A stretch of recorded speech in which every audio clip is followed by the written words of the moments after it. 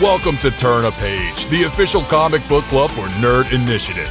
Each week, the NI Bullpen will be covering the world of comics, talking to creators, deep diving into some fantastic stories, and much more. Now let's hand it over to the team and turn a page. And what is going on, everyone? It is Tuesday night, 8 p.m. Eastern Standard Time, and you are tuned in for another edition of Turn a Page, the official comic book club for Nerd Initiative. My name is Ken M. You know me as the host of the ODPH podcast. I'm also Nerd Initiative Editor-in-Chief. To my left, you're right at home. It's in his contract. He does his own intro. Yeah, I'm an Agile Live and Direct straight from the ODPH studios. My name's Off the Cuff Tom, Nerd Initiative's pop culture connoisseur. Always a pleasure. Yes, and joining us our other co-hosts here, you know him as one half of the dynamic duo of Drafts and Dialogue, bringing you that pop culture knowledge you need to know each and every single week. It's Matt from Hops Geeks News. Matt, what's going on?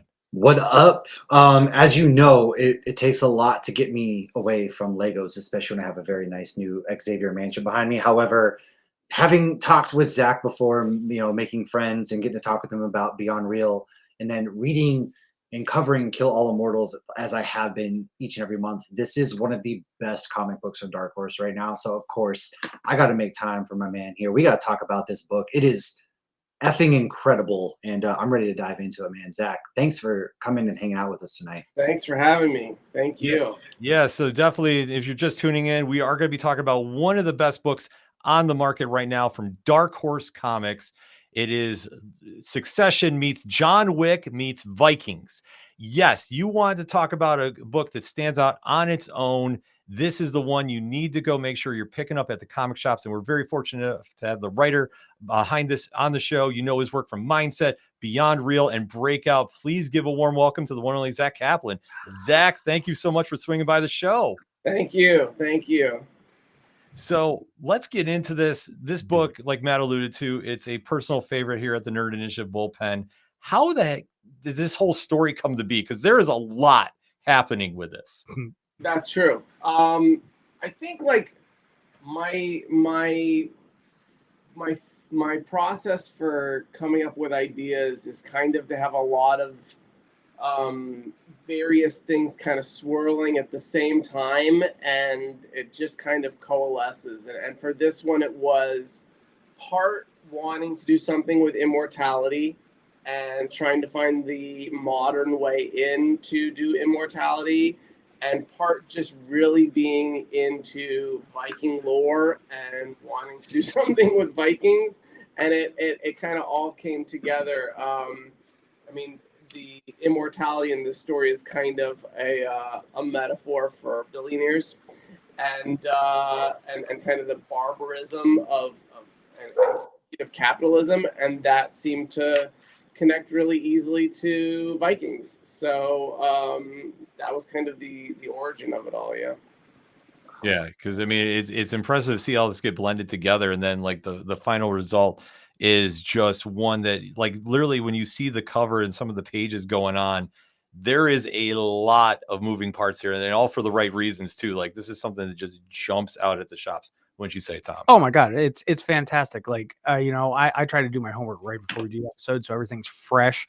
And trust me, I have fresh spattered panels on pages in the back of my head right now. So you're doing, tears work out there. Let me tell you. There's a lot of blood. Yeah, well, it's my most violent book to date, for sure. Yeah, we have a lot of fun with it, but it's all like intentionally connected to the story in the best of ways. It's a brutal world they're in. So, and it's not gore for gore's sake. That's right. That's exactly what I was about to say. It's not.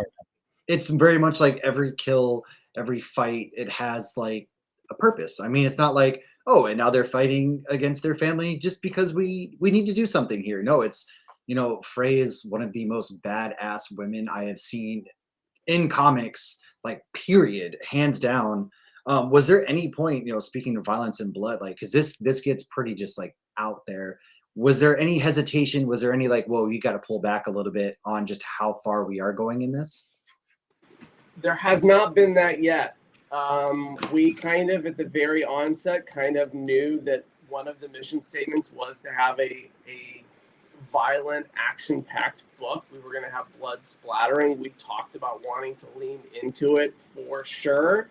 And I'm sure there are limits that we would hit, but we haven't hit them yet. So we, you know, and every time I write something and then Fico, you know, brings it to life with amazing, you know, frenetic inks, and it's all very awesome. There's not been anything that we've shied away from, but we keep trying to raise the stakes on it. And then, you know, Thiago Roches are an amazing color, so we'll talk more about the art, but like we talked about the color of blood, the like what's the right color of blood, how do we go bright enough that it leaps off the page but not too dominant. So like we put a lot of thought into it, but no, but it's important, like you said, it's important to all be connected and grounded, to have the story be propellant, have phrase, journey be so, you know, like you're focused on that, and then you only realize that you're being exposed to this kind of very aggressive, violent world. So yeah, that's very true, very true. And with like Frey, I mean, she's, again, I already talked about it. What was it like, kind of, I'm going to steal this one from you, Ken, real quick. Sure. She's probably one of the most complex characters, because in the latest issue, it kind of goes from like a two-sided team with her and Owen to like every man for themselves. So what was it like crafting her journey? Because really, she's one of the best, most complex characters that we've seen written. Thank you. I mean, we definitely, from an action heroine, wanted to follow in the footsteps of Erica Slaughter and have someone that readers could get really excited to see kick ass, but then when she's not kicking ass, you're really connected to her emotionally. I mean, I think she's really up against insurmountable odds. Her family is kind of far more powerful than she. They're immortal, they're Vikings. Her father's like, you know, a very dominant influence, and he controls levers of government and law enforcement. It's very insurmountable, and so, you know, she's really she's someone you empathize with. You really empathize with her reasons of kind of wanting to be free of her family's influence and wanting to try to do good in the world, and kind of being frustrated with her family's hundreds and hundreds of years of just ruthless tactics. But I think we really she's grounded. But she's, you know, picking a fight that we're not sure she can win. And so I think she's relatable, and you understand where she's coming from, but then you don't know if she can pull this off and what she might need to learn from it.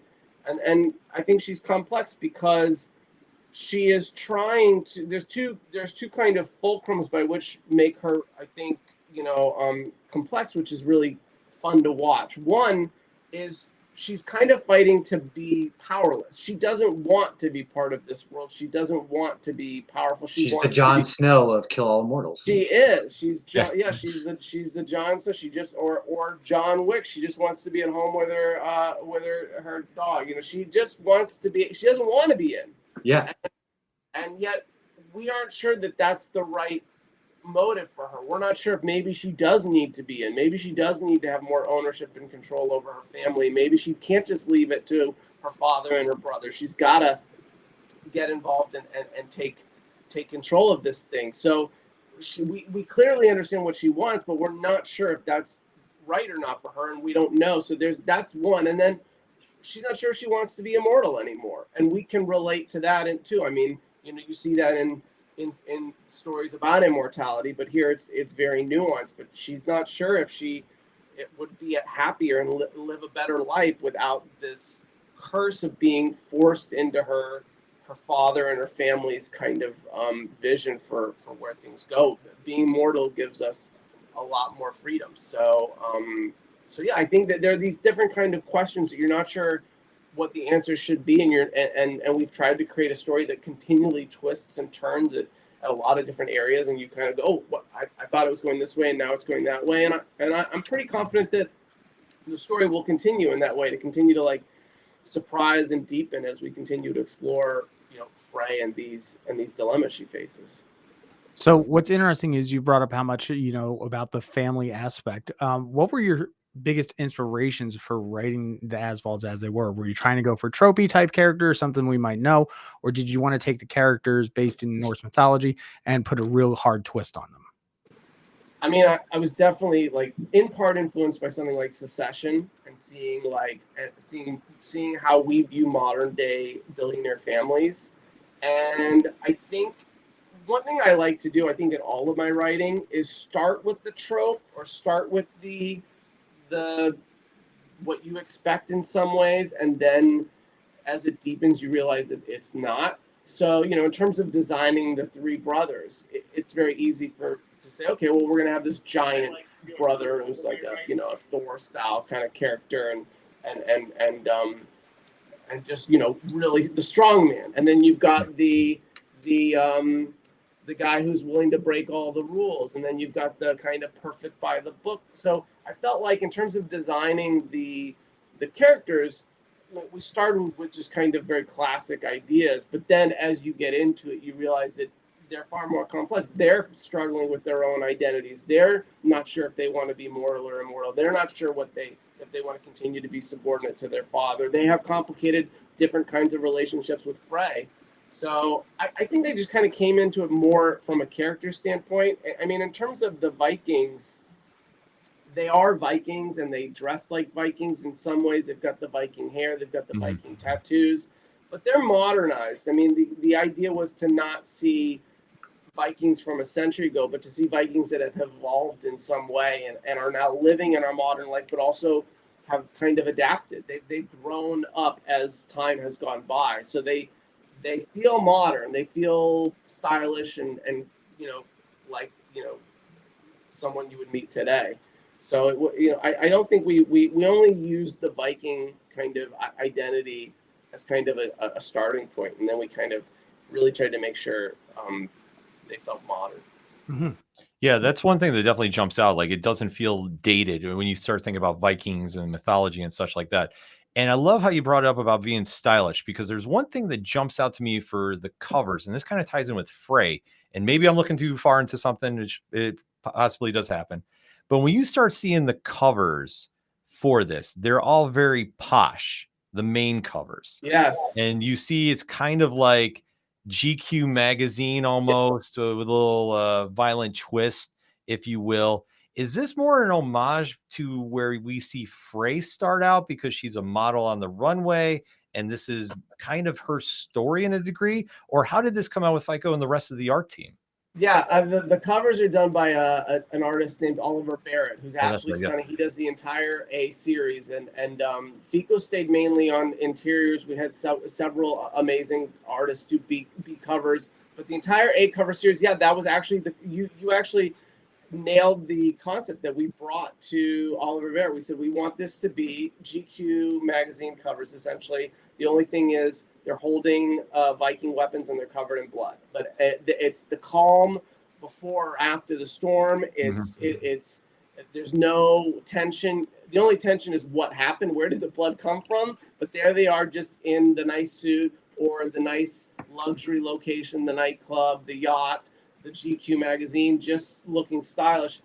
And I think it was two parts. I mean, one, Frey, we meet her. She is raising money at Parisian fashion shows, and that's kind of to introduce that she comes from a world that is modern and sexy and stylish. But I think, two, was just to kind of, again, give this whole series a modern feel to it and let readers know that this story is taking itself a little more seriously. The story is going to be a little more grounded. It's going to pay attention to a stylish aesthetic.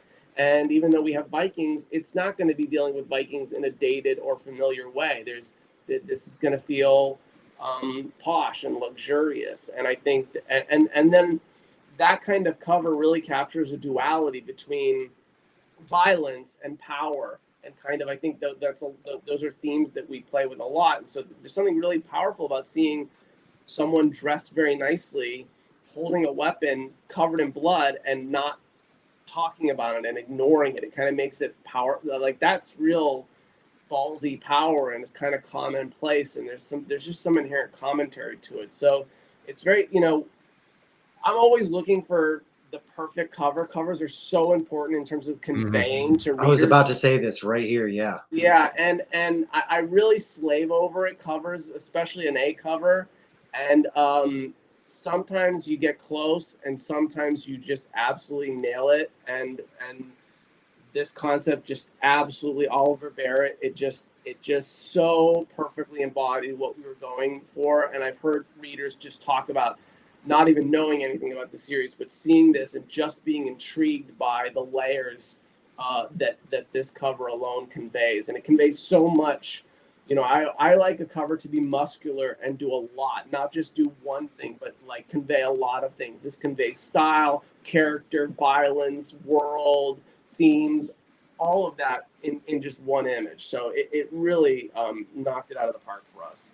Oh yeah, because that's the first thing that struck me when I picked this book up. I was like, this is like, it's GQ with a horror twist almost, because they're so nonchalant. Like, this is another day at the office. Like, oh yeah, just happen to go pillage and absolutely take out somebody with an axe. Like, hey, it's nothing. Okay, I got coffee at 5. Like, we're good. Like, it was just like one of those moments where it's like, as somebody that goes into the shop and sees it, you're like, what is this? But it's like but the best sense possible. Yes. Because you want it to pop off the stand. I mean, we have so many amazing books that come out each week that you really have to make that first impression with the cover. And Oliver's work there was fantastic in just that sense. And then really when you open the book, that's where you can kind of see how it mirrors it. Because this whole Viking mythos is definitely not what we see typically. It's very modernized, it's very polished, it's very sleek, and it really conveys to the story. Yeah, thank you. Yeah. I would definitely lean along the lines of femme fatale as well. Oh yeah. Oh yeah. Yeah, for Frey. Now, I mean, the other brother's kind of pretty, but not that pretty. Now, speaking of the characters, what has been your favorite to write? And then on the flip, which is the hardest one to write? Who's been my favorite to write? Oh man. Mm-hmm. I mean, I love writing Frey. Besides Frey, I think Leaf is really interesting to write, and we get to really get him in 4 because he is really complex too. I think in a lot of ways because he will argue with Frey in a way that the others won't. He accepts her. He'll accept her. He'll engage in the argument. It's like a place of love almost when he comes out. He believes she's wrong and he believes they're right, but he'll actually counter her. Whereas I think Stein will speak down to her and does not kind of respect her in the same way. And Thor is so blinded by his role as the family's muscle and monster and he's so saddened by it, but he doesn't see her as being able to bring him any sort of relief. He just doubts that she could ever bring that to him. And so it's interesting to write them. So I think Leaf brings a lot of complexity in that regard. I mean, Eric is another one. We really get Eric in issue 4 a lot, and then in issue 5 he's really fun to write because as far as I try to do it is I try to write Eric right. He's right, and every turn I try to make sure he sounds absolutely right. Like he has to have the ironclad arguments because he's a tyrant. So it would be too easy to let him get away with all that and have really bad arguments. So he has to be able to say, look, I'm doing awful things, but I can explain it all so perfectly that you might even want to join me on that. I'm that convincing. So he's a lot of fun to write too. They're great characters. But Frey is really, I spend the most time on trying to make sure that she is authentic and that she's evolving,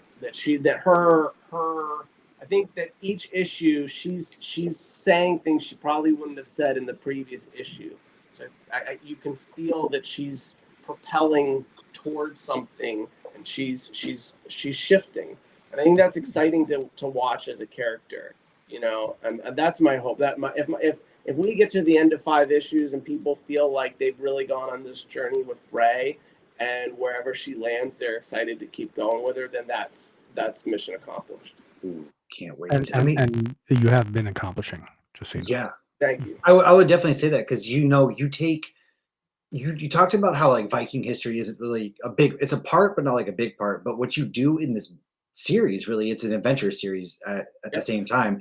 And you spend a lot of time without spending a lot of time with various different historical events. How much did you look into different events that you could tie into this? Because there's things that go back like thousands of years and stuff like that. Like what all went into picking these historical events to go into this book? Yeah, I mean, we see a lot of flashbacks of their life, kind of as they were becoming immortal. And yeah, the dates are picked at certain moments in history that if you look around, they correspond to pretty substantial things going on in Europe. But I mean, as far as like I mean, that's kind of just indicative of kind of their past. I mean, but then we see Viking castles, we see Viking ships, we see treasure trove of like their plunder that they've had over centuries. So I feel like there are Easter eggs and things like that kind of bring us our excitement about Viking culture. But again, it's also modern. Like their treasure trove is a modern basement. It's a modern. They kind of own the world at this point. I mean, you even kind of allude to it about the billionaires. I mean, how few in real life do like 3 billionaires own the world, and these guys kind of do run the world. Yeah. Yes. I mean, looking at their basement, honestly, I had flashbacks to what was it? The Dan Brown, not Da Vinci Code, the second one where they were under in the Vatican and oh yeah. Yeah. So was it Angels and Demons or something like that? Something like that. I'm like, oh, this looks familiar. But in a good way, because it's nice to see that they have evolved with society and they just don't have everything under lock and key under big old wrought iron. Yeah, and they've got a super yacht and they've got modern touches. Their castle's got a wire like a normal security fence around it as it would. So yeah, they travel with mercenaries that have guns. It's all our bodyguards or muscles or whatever. It's all modern. I mean, the hope is to make it feel as modern and as realistic as it can be, considering we're dealing with immortal Vikings. Yeah. But we should, Yeah, but that's, to me, that's the fun part, is having the audience make one leap with us and then trying to make everything else feel as grounded and authentic as possible. And that's what you want too, because as I say, if you just did it the traditional way, it just wouldn't make any sense. But to really kind of spread the creative juices for this, and really, this is as a writer, when you kind of start coming up with the idea for this, like, do you really just embrace the challenge, or say like, okay, like I got this idea, but can I take it here? Yeah, I mean, well, then, I mean, all of my work is very much about trying to connect to thought-provoking, timely discussions and topics. And this is absolutely about the billionaire class and about how the billionaire class seems to rule the world. They are the modern equivalent of being immortal. And then they pass that wealth and power on from generation to generation. Their power and wealth never dies. And their influence over the world is just godly by comparison. And they're untouchable. And so we can see it in everyday life, and we've been seeing it for a very long time. And so it begs this question of how does this institution get challenged in any way? And I believe that it kind of has to be challenged from within. And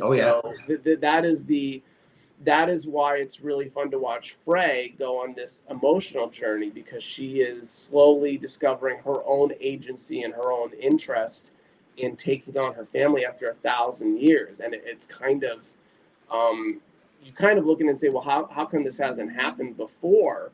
But we live in a modern age, and billionaires still rule the world. So I find it very plausible that when we meet Frey, she's just still stuck hiding in isolation. I mean, and there are some very pivotal scenes in the story where you learn that she kind of ostracized and isolated herself from her family so she wouldn't have to do bad things. This is her way of saying, I don't want any part of this. I'm not going to be part of you guys.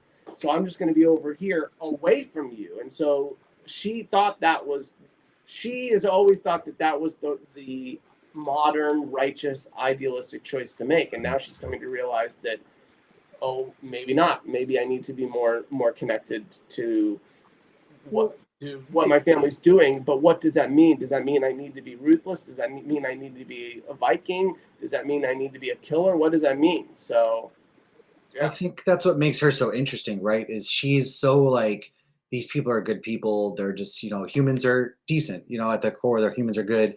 We don't need to be just savagely killing everybody needlessly. Right. And she really plays it like empathetic, and she's play like a human. She's not without heart. But when the chips are down, man, she also shows that like, don't mess with me, absolutely ruthless. And I think that's what makes her such a compelling character.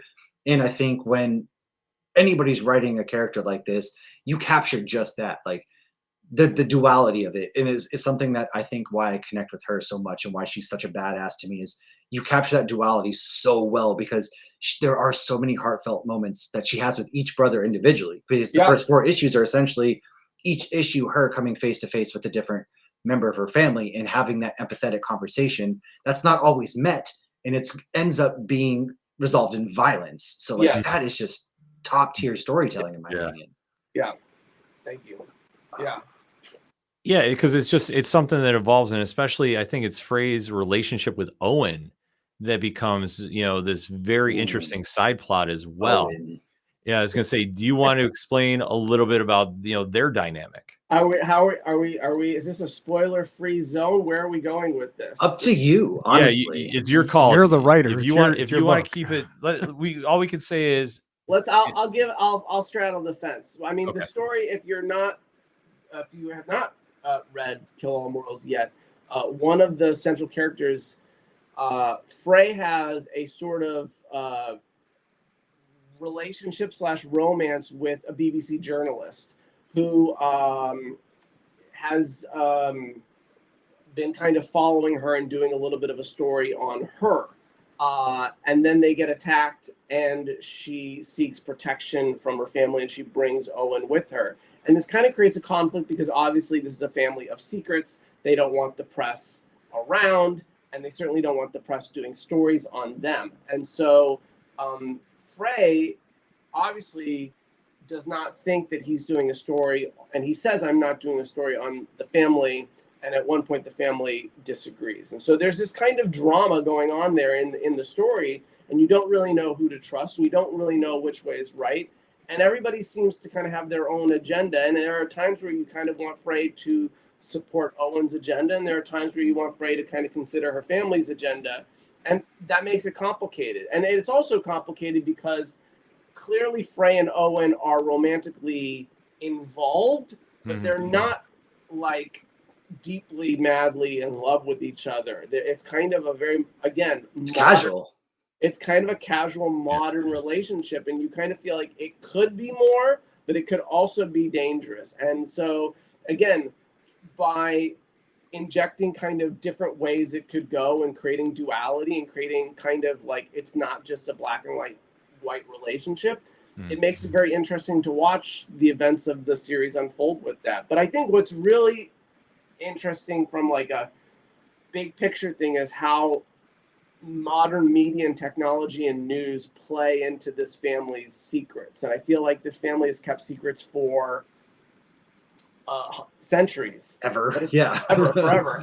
But just in the past, just in the social media era of cell phones and everyone has now got video and everyone is now connected and journalism is done on a scale en masse, it's suddenly a different ball game, and it is causing you can see that it's causing a different kind of a threat to their family. And so I find that interesting, just especially in terms of the general question of how do billionaires fare in our world. Like, they control all the levers, but these are also tools that can be used to expose truth. So it's an interesting kind of storyline around journalism and Frey and Owen for sure.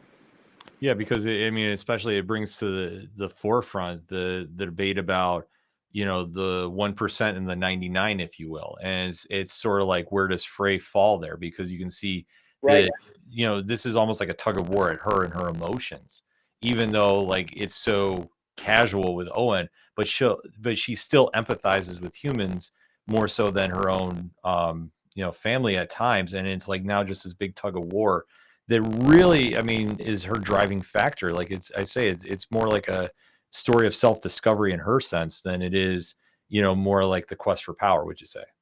Yeah, absolutely. And I mean, there are some big dramatic questions that are coming towards the last issue of this arc and in issue 5 for sure in terms of what's going to happen. But I think that like it's interesting because you have some of these battles are immortals fighting immortals. So that no one's dying because they're both immortal. So even if Frey defeats one of her brothers, he even says it like, you can kill me, but I'm just gonna come right back anyways. Yeah. So it's like, how do you create tension there? And actually there's a surprising amount of tension because this is actually an existential war between these characters over their perceptions and points of view on the world, which will have a detrimental impact on which way the family goes. We're talking about a billionaire family that controls millions of people's lives and a tremendous amount of wealth and power in the world, and they're currently facing one of their own threatening everything. And so in that debate, we want Frey to win, we think, and we can see that we're these warring philosophies at play. And so even though the fight is two immortals and someone might get their head chopped off at the end, there's really a different fight going on, which is who's going to be persuaded and who's going to come out on top in the end. Mm-hmm. Yeah, because I mean that's what it ultimately comes down to, and that's what makes it so compelling to readers. Is just you think you have an idea, but you really weave in and out just like the underlying theme, which I think is great as somebody that reads. It's something that keeps me guessing because it's like just as I start putting my theories together, it completely goes out the window, and I'm like, oh wait, what are we doing here? That takes a lot to do that to Ken, just so you know. Yeah, I know. I have to message Matt and Tom in the bullpen. I'm like, okay, we need to talk about this scene that happened here because I mean, I don't want to spoil anything for issue 4. Like that is how good I think this book is. So we can drop a clock out now and talk about it if we want to. If you're listening and you haven't read issue 4, we can go ahead and say get off for a minute because we're about to talk about it. I could put the spoiler ticker on. We do have that actually placed. Yeah. Oh yeah. Put a spoiler ticker. Yeah. Yeah, give me a second. I can do this, but I'll let Tom ask a question here while I'm setting this up. So with the story finally, coming to a close just next year in January 2025, are there any future plans for the series that we can talk about? Are we getting a spin-off? Are we getting, maybe an adaptation in another sort of medium? What can we talk about since we are putting the spoiler thing up? We are continuing this series. So yes, we are continuing this series, and we're not continuing this series with a spinoff. We're continuing Frey's story. Yes. So yes, there's more. There is more coming for sure. I am pleased. Thank you. I don't have to burn down Dark Horse's office. We're good. No. I don't have to go. I had the pitchfork ready. Dark Horse. This book has done very, very well. Yeah. It sold out a huge first print run, and Dark Horse has heard loud and clear. So we are doing more. This has been. I guess unofficially been promoted to an ongoing series. So congratulations. Dude, that's awesome, man. Are we going to get a trade hardback or paperback at some point, I'm guessing? Yeah. The first 5 issues will be collected in trade paperback. That'll come out in, I want to say April or so. And then to be determined, but we're very, very hopeful that we will get the next issue post that first trade sometime next year. It is to be determined whether it would be summer or fall or when that would be, but we don't want to keep readers waiting too long. So we're hopeful to try to get it out as soon as we can. We definitely are planning more. I am so excited. I know. I'll say, dude, I'm so excited. I cannot tell you how much I'm loving this book. You've really, like the sci-fi genre, man. I think you've done a lot of great things, like Beyond Real, Dark Empty Void, which is ongoing, and there is a new issue coming out tomorrow. Issue number 2 comes out tomorrow for everybody, and then obviously Kill All Immortals. Like you're crushing it. So where do you go next? Is the sci-fi genre one you're going to keep sticking with as well? Because I know you're promoted up to full series there, or are you looking to branch out to anywhere else? I mean. Actually, Dark Empty Void is my 12th creator-owned book, And almost all of them have been sci-fi. I mean, Kill All Immortals is the least sci-fi. It's kind of more like supernatural genre. It's like and an action. Yes, and if you've read it, there are some sci-fi touches in there that kind of will allow it to be considered loosely sci-fi, but it's pretty much a more supernatural action. And it also really came out of me wanting to write something that was really action oriented. Everything that I had written had not been action. I mean, there are a couple. Join the Future was a sci-fi western that had a somewhat action kind of heroine to it, but Kill All Immortals is like balls to the wall fight action heroine, and I just really wanted to try it. And I think it's actually given me a lot of excitement and confidence to do more of that. So as I continue to chart out series for 2025 and 2026, I'm looking to take on more, stories that maybe are in the genre world of supernatural, but not always pure sci-fi, or that continue to follow action heroes or heroines that embrace a bit more action, because I feel Kill All Immortals has been such a positive experience. So yeah, but I don't think, so I am continuing to try to expand what I do a little bit here and there, but most of the sci-fi stuff I do is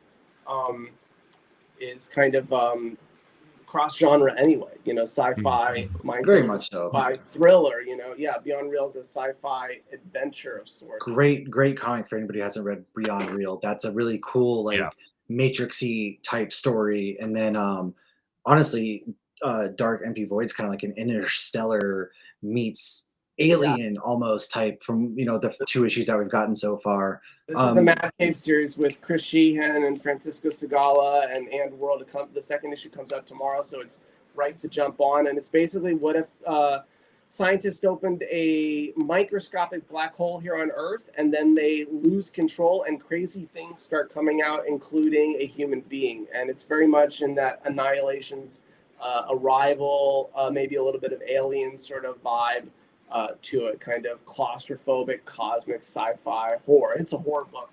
It's also my kind of first real horror book, and loving this series as well, in terms of like playing with horror and a new kind of experience for me too. Is there any challenges to that at all, since you said it's your first kind of horror, or did you find that it was exciting and easy kind of coming to you? Sorry, Tom, I think you're about to talk. I apologize for. No, I think it's playing with creatures and monsters. The Dark Empty Void has creatures and monsters in it, so playing with that for the first time and playing with how to build up to those sorts of scares in organic ways. I think in the same way that I tried to take fights in Kill All Immortals and say, well, how can I take a fight but make it feel dramatic, make it feel as new as I can make it, make it feel connected to the story. I find myself with those same kinds of challenges and questions in Dark Empty Void, in terms of trying to make the horror connected to the story but feel scary. And so it's I'll be excited to hear how people think as that series goes on too. But I think anytime you take on a new genre, you have to kind of understand the conventions and learn how to play with them a little bit. Oh, yeah. Perfect example here is you have a really strong baseline in sci-fi. What are some of your great series that have inspired you to reinterpret into comics? Oh, you mean comic book series? Yep. I mean, I love all things Remender.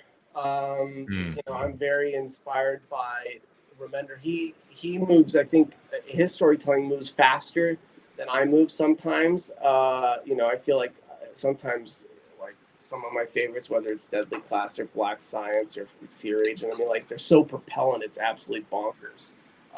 But I really like, I just really love the kind of immersive sci-fi worlds that he plays with. I'm trying to think of others. I love Department of Truth and things, and World Tree, and Nice House on a Lake. These are actually slower burn stories for me, so it's a completely different side of pacing than Remender. But I really just love the character work in Tynan's stories, and And some of that sci-fi is just absolutely, that really scratches an itch for me. So, but there's so many great stories out there, and I find that there's some really amazing things that have just been, that'll be a one-off, or just the creators did one thing that's absolutely, amazing. So, there's always, there's so many. It's so hard to pick. Now, outside of comics, a lot of things are getting option to, hit the big screen and the small screen. If you could see this series on screen, who would you cast as Frey? I have the answer.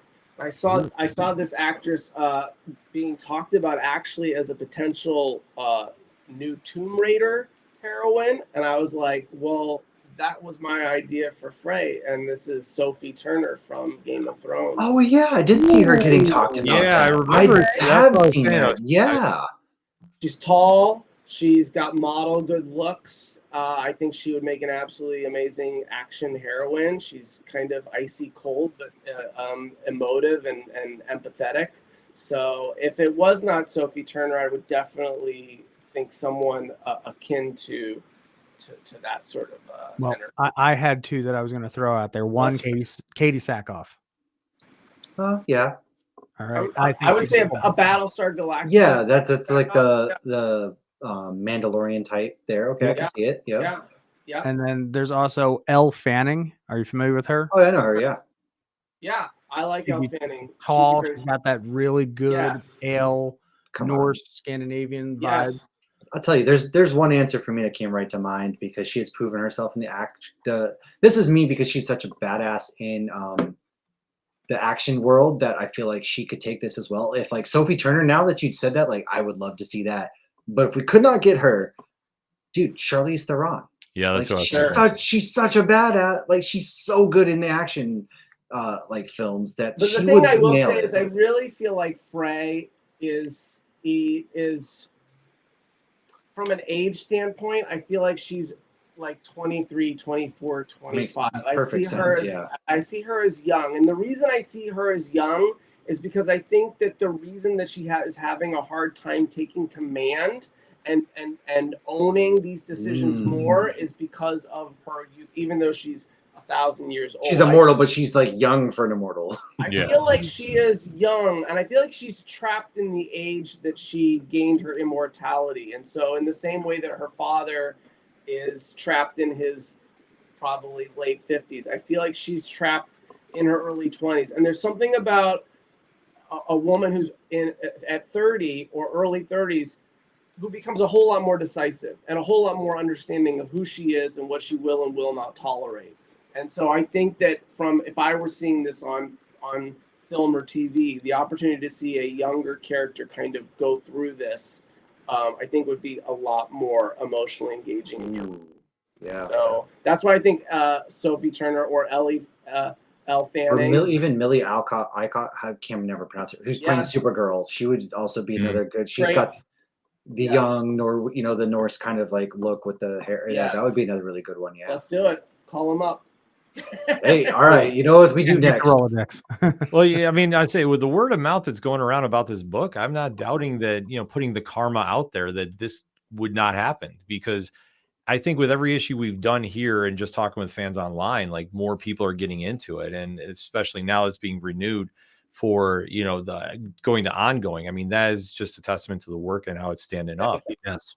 We're excited. We're excited to keep it going. We're not going anywhere. And I've been fortunate to have several of my titles picked up in Hollywood for film and TV adaptations. So here's hoping. I would love to see this developed. So, yeah.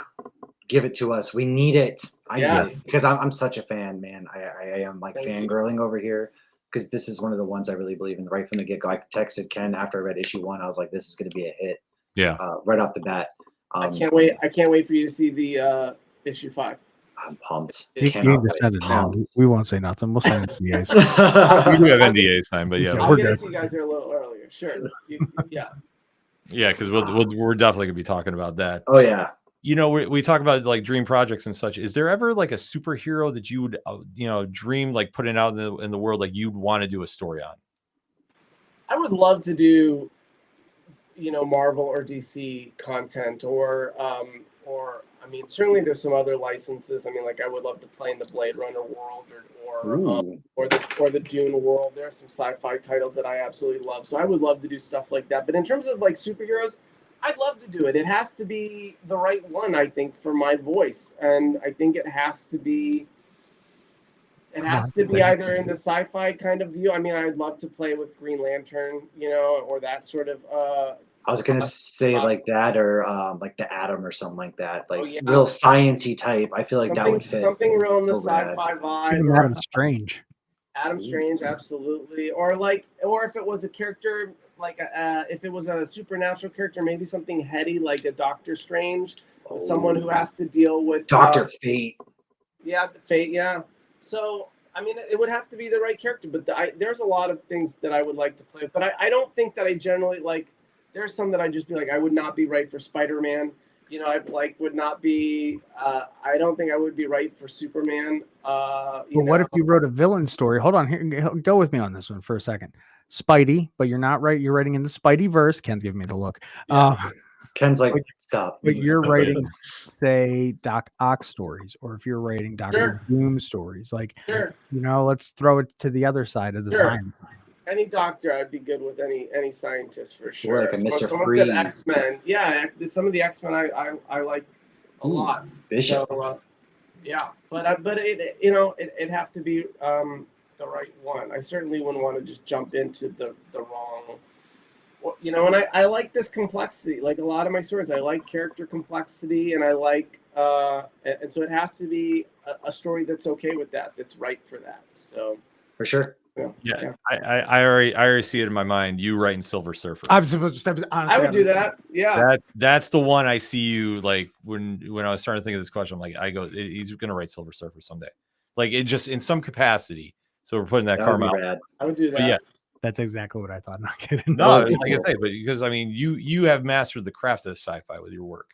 And there's always the vibe, and especially taking characters that really are so layered, but we don't have, I mean, we do have great stories, but it's like when you can really deep dive into the layers behind the characters and like all the stuff they've seen. Like I say, you bring it out here too, especially with Kill All Immortals, kind of circle back. It's like you take the genre, you really flip it, you give us something different. And then that's something as readers, we can really sink our teeth into. And then, whatever you have coming for the rest of 2025 now, I mean, Kill All Immortals is on deck. We do know, obviously, about Dark Empty Void. What else is on tap? Guys, nothing's announced yet. I can't talk. Okay. All right, so we're gonna end the episode. Respect. But I'll probably end 2025 with at least 3 new series out by the end of next year. So as long as everything goes as it seems to. So I have new stuff coming. But it's to be determined. It certainly is not going to be coming at the beginning of the year. It'll be coming in the middle of the year or fall. And nothing is ready to be announced just yet. But yeah, I will say like we'll be probably playing more in action, and I'm excited about that. So yeah, Kill All Immortals has been a fun project to stretch my action muscles. No, that's exciting to hear. And then, like I say, to our readers and listeners, wherever you're checking this episode out, you really want to make sure you get down to the comic shops and go check out Zack's work. He does phenomenal stuff.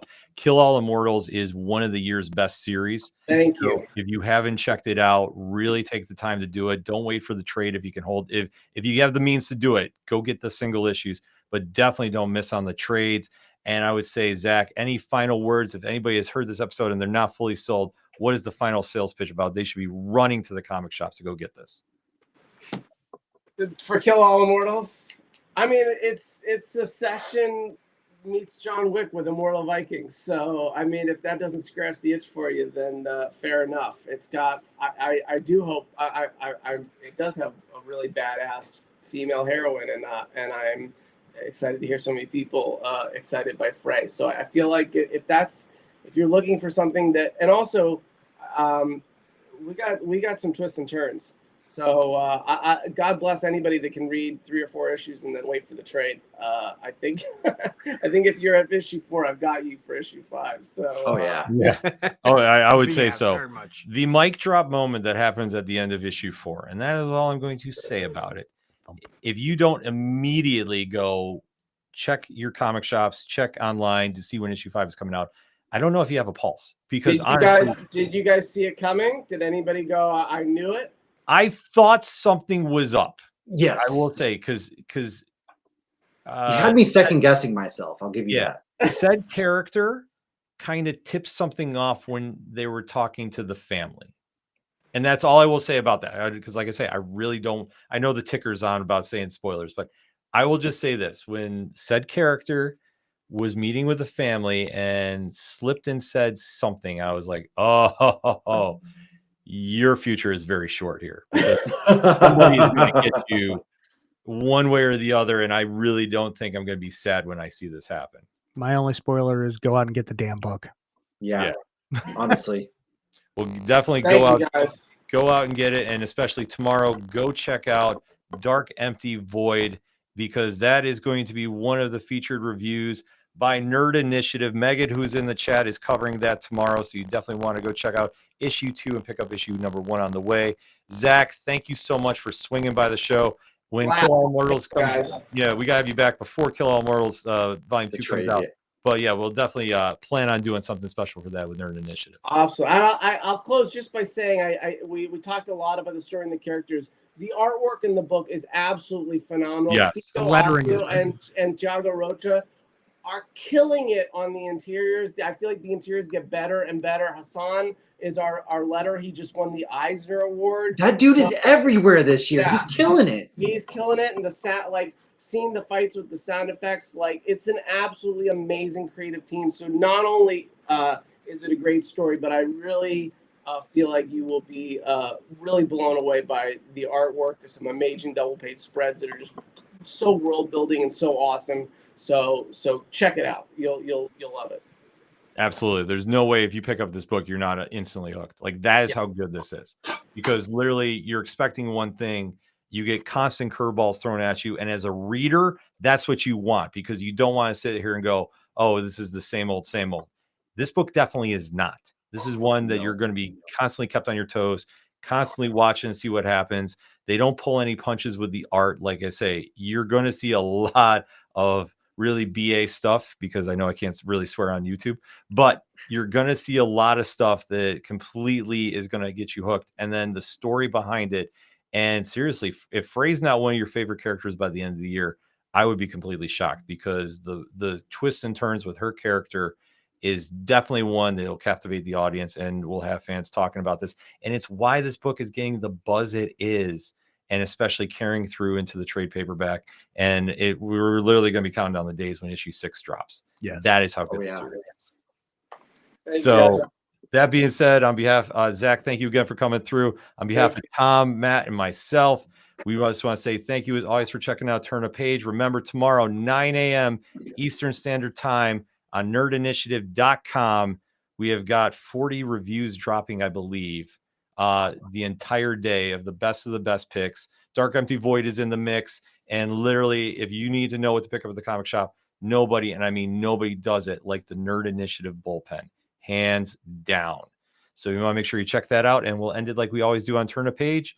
When you're at the comic shops and you have a great issue in your hands, such as Kill All Immortals by Dark Horse Comics, and you see somebody struggling to find something, hand yours off to them. Tell them to turn a page. We'll see you next week. I'm out. Peace.